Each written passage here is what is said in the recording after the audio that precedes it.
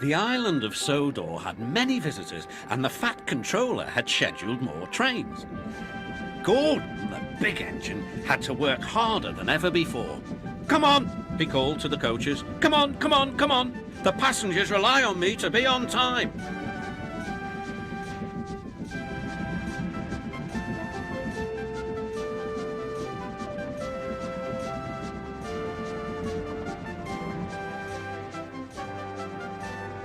Whenever Gordon finished one journey, it was time for another to begin. "Never mind," he puffed. "I like a good long run to stretch my wheels."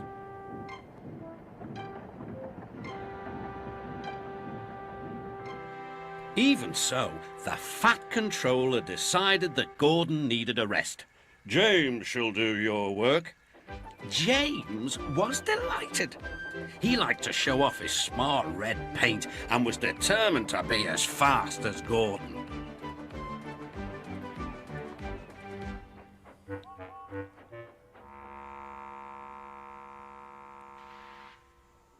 "You know, little Toby," he boasted, "I'm an important engine. Everyone knows it. I'm as regular as clockwork, never late, always on time." "Says you," replied Toby. Just then the Fat Controller arrived. "Your parts are worn, Toby, so you must go to the works to be mended." "Can I take Henrietta, sir?" "No. What would the passengers do without her?" Toby saw Percy by the water tower. "Don't worry, Toby," said Percy. "I'll take care of Henrietta until you get back." Soon Toby was out on the main line. He clanked as he trundled along. He's a little engine with small wheels. His tanks don't hold much water. He had come a long way and began to feel thirsty. In the distance was a signal. "Good," he thought. "There's a station ahead. I can have a nice drink and a rest until James has passed." Toby's driver thought so too. Toby was enjoying his drink when the signalman came up.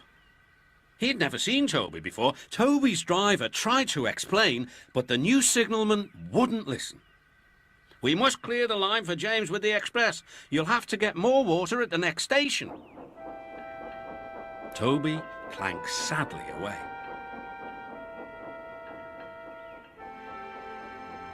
Hurrying used a lot of water, and his tanks were soon empty. Poor Toby was out of steam and stranded on the main line. "We must warn James," said the fireman. Then he saw Percy and Henrietta. "Please, take me back to the station. It's an emergency." Henrietta hated leaving Toby. "Never mind," said Percy. "You're taking the fireman to warn James. That's a big help." Henrietta felt much better. James was fuming when he heard the news. "I'm going to be late." "My fault," said the signalman. "I didn't understand about Toby." "Now, James," said his driver, "you'll have to push Toby." "What, me? Me? Push Toby and pull my train too?" Grumbling dreadfully, James set off to find Toby.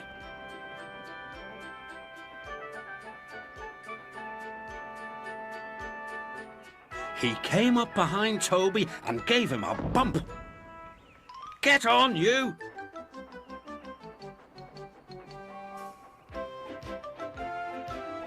James had to work very hard.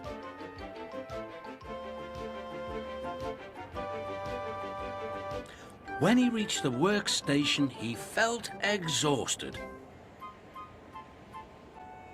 Some children were on the platform. "Coo," said one. "The express is late and it's got 2 engines. I think James couldn't pull it on his own, so Toby had to help him." "Never mind, James," whispered Toby. "They're only joking." "Ha ha!" said James.